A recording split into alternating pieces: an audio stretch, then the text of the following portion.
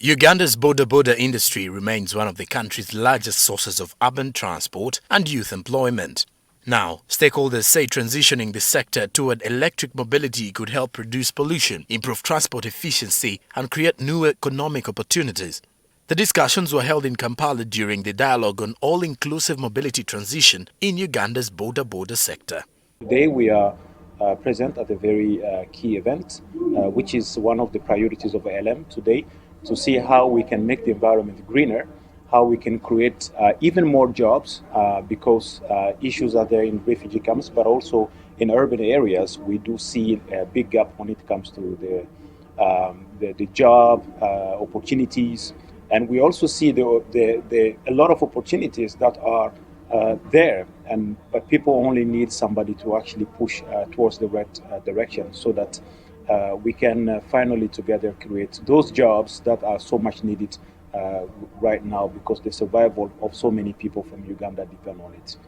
Participants at the meeting urged government agencies and city planners to include bodas in national transport and e-mobility planning. Among the proposals discussed were safer roads for riders, dedicated motorcycle lanes, improved traffic management systems, and policies aimed at formalizing this sector.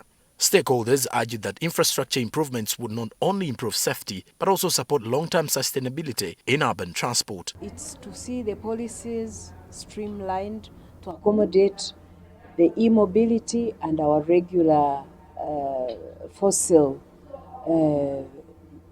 supported mobile.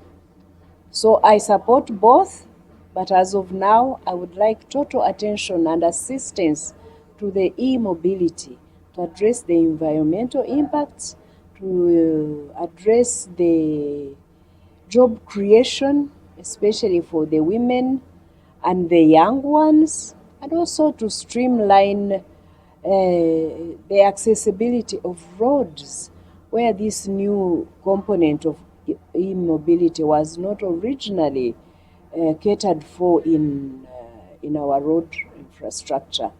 The meeting also focused on investment and taxation challenges affecting the adoption of electric motorcycles in Uganda. Private sector players called for tax incentives, simplified investment procedures, and increased support for local assembly and manufacturing. There's a big market for e-mobility in Uganda, and adoption is really picking up in the country. However, we're falling a bit behind on policy gaps to really be able to accelerate the market at the pace necessary to meet the Uganda's visions for 2030 and 2040.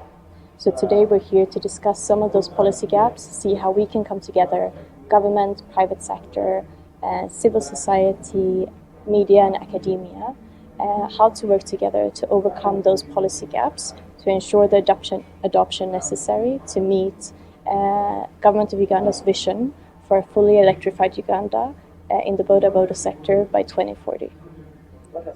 Environmental concerns also featured prominently during the discussions. Stakeholders emphasized the need for proper battery disposal and recycling systems to prevent environmental damage as electric mobility expands across the country. Participants say without sustainable battery management, the benefits of e-mobility could be undermined by long-term environmental risks.